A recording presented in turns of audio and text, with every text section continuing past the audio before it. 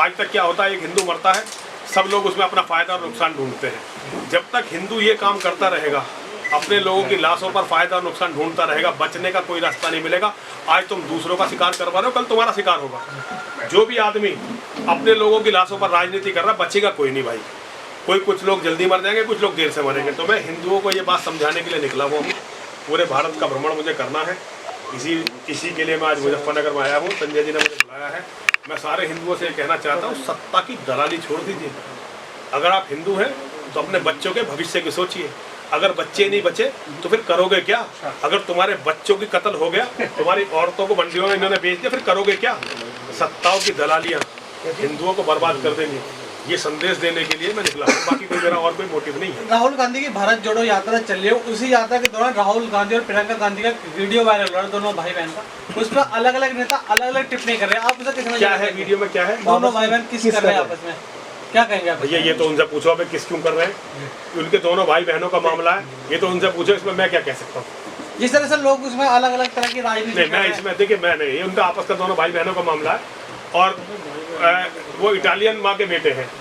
Italy में तो माँ बहन और भाइयों के संबंध होते हैं वहाँ तो बहुत, जिस संबंध को हमारे यहाँ बहुत बुरा माना जाता है। हो सकता है वो इटली के कल्चर में पले बड़े हो, तो लेकिन ये उनका आपस का मामला है। इसमें किसी नेता को टिप्पणी करने का कोई अधिकार नहीं है। ये किसी की भी अपनी व्यक्तिगत अस्मिता, अपने व्यक्तिगत विचार है।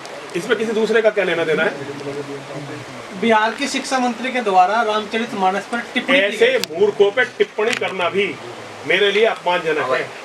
ऐसे जाहिल जो केवल और केवल हिंदुओं के विरोध में अपनी रोटी सेक रहे हैं ना, ऐसे जाहिलों पर कोई टिप्पणी करना, उन्हें बड़ा बनाना है। ऐसे जिस देश में ऐसे शिक्षा मंत्री होते हो, उस देश की शिक्षा का स्तर और उस देश की सरकारों का स्तर देखिए। ये बिहारी जो नीतीश कुमार है, अपने इसे क्या कहते हैं, पढ़ा लिखा, इसे सुशासन बाबू कहते हैं ना, जिसका शिक्षा मंत्री इतना गवार, इतना अनपढ़ है, उसका क्या स्तर होगा, उसके बारे में ये देश को सोचने की जरूरत है। मुझे इस पर कोई टिप्पणी नहीं करनी। गुरुजी, जैसे उत्तराखंड में देवदो माना जाता है, जोशीमठ वगैरह चल रहा है, उसमें क्या कहना चाहिए? हिंदुओं के अपने पाप, हिंदुओं के अपने अनाचार, हिंदुओं की अपनी गद्दारी सारे हिंदू धर्म को खाएगी। देखिए, हिंदुओं ने अपनी जो तपोभूमियां थी उन्हें पहले तीर्थ बनाया, तीर्थ को पर्यटक स्थल बनाया, पर्यटक स्थल को फिर बाद में अय्यासी का अड्डा बनाया, और बाद में हिंदू का पूरे धर्म का विनाश हो गया।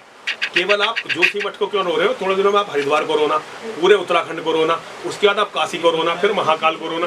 सब जगह हिंदुओं ने जो पाप किया है ना, हिंदू अपने उन पापों को भुगत रहे हैं। जी, जैसे हल्द्वानी में एक मामला चल रहा है, जो मुस्लिम है उनकी जो जमीन है उनको नोटिस भेजा गया है। मुस्लिमों की के बाप की जमीन थी वो, मुस्लिमों के बाप की जमीन है वो जमीन थी हिंदुओं की। मुस्लिमों का हिस्सा देके उन्हें 47 में पाकिस्तान दे दिया गया था। ये तो मुस्लिमों का तो इस देश में एक कण नहीं है मिट्टी का। लेकिन यह है कि हिंदू नपुंसक कौम है, हिंदुओं के नेता हिजड़े हैं और हिंदुओं के धर्मगुरु कायर और गद्दार हैं। इसलिए वो एक एक करके सारी, एक दिन वो तुम्हारे घर में घुसेंगे, तुम्हारे घर को कब्जाएंगे और तुम खाली नहीं करवा पाओगे, क्योंकि सुप्रीम कोर्ट उनका, पूरी दुनिया उनकी है, सारे नियम कानून उनके लिए ताक पर रख दिए जाते हैं। इसलिए तो तुम कह रहे हो कि मुस्लिमों की जमीन पे, मुस्लिमों के बाप की जमीन नहीं है इस देश में। मुस्लिमों ने अपना हिस्सा, हालांकि हिस्सा तो उनका था नहीं, लेकिन अगर चलो ये भी मान लो कि कभी वो पहले हिंदू ही थे, बंटवारे के टाइम में जितना उनकी आबादी के हिसाब का हिस्सा था उससे कम से कम 1.5 गुना ज्यादा ले लिया था। और आज वो यहाँ पे सुअरों की तरह बच्चे पैदा कर करके सारी दुनिया को अराजकता की ओर से धकेल रहे हैं। और तुम जैसे लोग कहते हैं कि उनकी जमीन है, उनकी जमीनें कहाँ से आ गई? कोई कागज है उनके पास जमीन? वो जमीन रेलवे की थी, लेकिन भैया उनकी बड़ी भयंकर आबादी है, कोई उन्हें कहने वाला नहीं है। हिंदुओं में दम नहीं है। हिंदुओं के अब दम कहाँ से आएगा? साले बच्चे नहीं पैदा करते हैं। जब इनके बच्चे पैदा नहीं होते तो ये काहे के किस बूते पर लड़ेंगे? एक दिन मुजफ्फरनगर भी मुसलमानों पर जाएगा।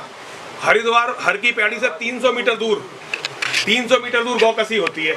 वहाँ जो है मुसलमानों के, भाई साहब, रोहिंग्या के, बांग्लादेशियों के, और जो अपने आप को गुज्जर कहते हैं, जो इनकी सारी झोपड़ियाँ पुलिस प्रशासन ने बनाई है।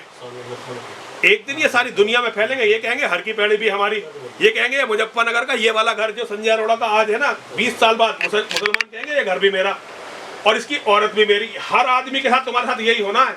राहुल गांधी तो भारत जोड़ो यात्रा लेके चल रहे हैं। राहुल गांधी इस्लाम के जिहादियों को और उनके साथियों को जोड़ रहे हैं। राहुल गांधी अपना काम कर रहे हैं। राहुल गांधी से कोई शिकायत नहीं है। राहुल गांधी को यहाँ से अमेठी से हरा के वायनाड भेजा गया, जहाँ वो केवल मुसलमानों के समर्थन से जीते। वो मुसलमानों के ही आदमी है, मुसलमानों के लिए काम कर रहे हैं। मुझे उनसे कोई दिक्कत नहीं है भैया। अगर हम, ये है एक युद्ध है, ये दो सभ्यताओं का युद्ध है जो भारत में हिंदू लड़ नहीं रहा है, मुसलमान जीतने वाले हैं। तो भाई राहुल गांधी अपना, और देखिए जितना हिंदू राहुल गांधी के मजाक बना रहे हैं ना, ये सारे बहुत पछताने वाले हैं। राहुल गांधी ने सारी हिंदू विरोधी शक्तियों को इस टाइम एक कर दिया है, और हिंदुओं को क्या आता है राहुल गांधी का? केवल मजाक उड़ाना। राहुल गांधी ने जो बवाल पैदा किया है ये हिंदुओं से संभलने वाला नहीं है। हिंदू तो व्हाट्सएप फेसबुक पे खुश हो रहे हैं, देखो राहुल गांधी मीम बना के खुश हो रहे हैं, लेकिन राहुल गांधी ने पूरा जो हिंदू विरोधी ताकतें थी उनको एक कर दिया है, और इसका परिणाम आपको निकट भविष्य में देखने को मिलने वाला है। मुजफ्फरनगर में एक समाजवादी पार्टी के नेता हैं अमीर आलम, उन्होंने एक पीर की जगह पर दुकान बनाई है, क्या कहना चाहेंगे? देखो पीर तो वैसे भी धंधा, पीर भी तो दुकान ही है। पीर में और होता क्या है? पीर भी तो दुकान है, हिंदुओं को मूर्ख बना के पैसा कमाने की दुकान है पीर। अब वो भैया वो कब्जाई जमीन है इसलिए है, उनकी कोई पीर में आस्था थोड़ी है अमीर आलम की। उनकी कुरान में वो मोहम्मद की समाधि तोड़ दी उन्होंने अरब में, कि छोटे मोटे वो भैया जमीन कब्जाने वाला माफिया ही तो है ये वही काम कर रहे हैं।